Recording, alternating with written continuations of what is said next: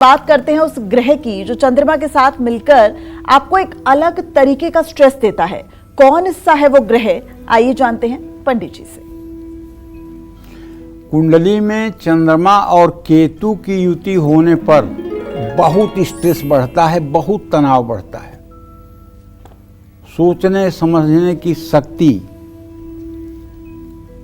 अवचेतन मन की शक्ति है।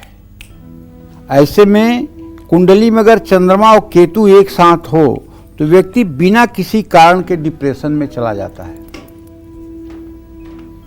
ऐसे में कहना चाहूँगा कि ऐसे लोग अचानक फैसला लेते हैं और तनाव में आ जाते हैं। ऐसा व्यक्ति अपनी अलग ही दुनिया और सोच में खोया रहता है। जब कुंडली में चंद्रमा पर मंगल ग्रह का प्रभाव हो तो व्यक्ति में सहन शक्ति की कमी होती है। लेकिन भाई एक बात, मेरी ये बात पूर्ण रूपेण सत्य नहीं है। क्यों ऐसा मैं कह रहा हूं? अगर आपके नवम, दसम और एकादश भाव में चंद्रमा और मंगल की युति होगी तो ये लक्ष्मी योग बनेगा। ऐसा व्यक्ति जंगल में भी पैदा होगा तो भी महालक्ष्मी उसके ऊपर मेहरबान रहेंगे। कभी उसके जीवन में धन धान्य की कमी नहीं होगी। किसी की कुंडली में नवम, दसम और एकादश भाव में चंद्रमा के साथ अगर मंगल होगा तो आप बिल्कुल आंख मूंद करके भविष्यवाणी कर सकते हैं कि ऐसा व्यक्ति कभी पैसे के लिए परेशान नहीं होगा। लेकिन शेष जगहों पर यह स्थिति नहीं है। शेष जगहों पर इसकी स्थिति कुछ उलट पुलट हो सकती है। लेकिन नवम, दसम, एकादश भाव में अगर चंद्रमा मंगल की युति होगी तो यह लक्ष्मी योग कहलाएगा। लेकिन चंद्रमा और केतु की स्थिति अगर एक साथ हो जाए तो निश्चित रूप से ऐसा व्यक्ति जरा सा भी परिस्थिति के विपरीत होते ही तनाव में आ जाता है। और जबकि सच्ची बात यह है, इंसान वो है, स धूप घाम पानी पत्थर, पांडव आए कुछ और निखर, सौभाग्य न सब दिन सोता है, आगे देखो क्या होता है।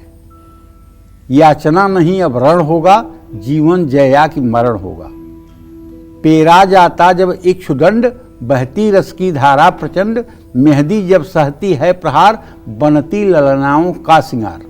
कहने का मतलब, हम मनुष्य हैं, जितना तेजी से हमें असफलता मिले उसके दुगने वेग से हमें उस कार्य को और करने के लिए उद्यत होना चाहिए।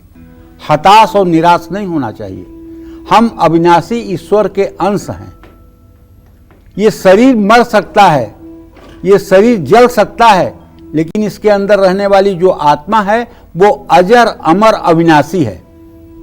उसका अगर कोई मिशन इस जन्म में अधूरा है तो अगले जन्म में उस मिशन को पूरा करेगा। तो हम अविनाशी के बच्चे हैं, इस बात को सोचिए। कबीर दास जी से एक आदमी ने जाकर के कहा कि आपको तो मैं बहुत प्यार करता हूं, आपको बहुत मानता हूं, आपके ही बताए हुए रास्ते पर चलता हूं, लेकिन अगर आप किसी दिन मर गए तो फिर मेरा क्या होगा, हम लोगों का क्या होगा, हम लोगों का मार्गदर्शन कौन करेगा? तो कबीर दास जी ने मालूम है क्या कहा? कबीर दास ने कहा, राम मरे तो मैं मरूं, नहीं तो मरे बलाए, अविनाशी का बाल का मरे न मारा जाए। जैसे राम नहीं मरते हैं वैसे मैं न मरने वाला हूं, क्योंकि मैं अविनाशी का बालक हूं।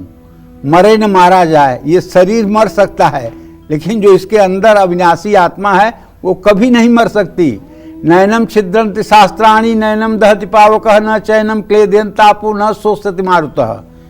इसको किसी तरह से डैमेज नहीं कर सकते।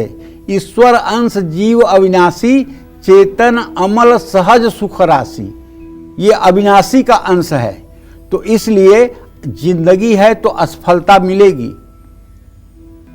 फैलिए मत रायता की तरह, थोड़ी सी असफलता मिल गई तो गूं गूं करके रोने लगे और मतलब कि मुंह बनाकर लटक करके बैठ गए ना। जितनी असफलता मिले उसके दुगने वेग से आक्रमण करो। ये सच्चे पुरुष का लक्षण है, ये सच्चे मतलब कि इंसान का लक्षण है। जितनी असफलता मिले उसके दुगने वेग से उसका मुकाबला करो। और एक हाथ जोड़कर रिक्वेस्ट है आप लोगों से, केवल एक बात आप लोग मेरी आज अपने जीवन में उतार लीजिए तो कभी दुख नहीं होगा। हमारे यहाँ 4 वेद हैं, 6 शास्त्र हैं। न 4 के अलावा कोई 5वां वेद है, न 6 शास्त्र के अलावा 7वां कोई शास्त्र है। 4 वेद 6 शास्त्र, इनमें बातें 2 है। इसमें 2 बातें हैं। वो क्या क्या बातें हैं? दुख दीने दुख होत हैं और सुख दीने सुख होए। अगर आप दुनिया को दुख दे रहे हैं या किसी को दुख दे रहे हैं तो दुख आप भोगेंगे, कोई दुनिया की ताकत नहीं है जो आपको रोक दे।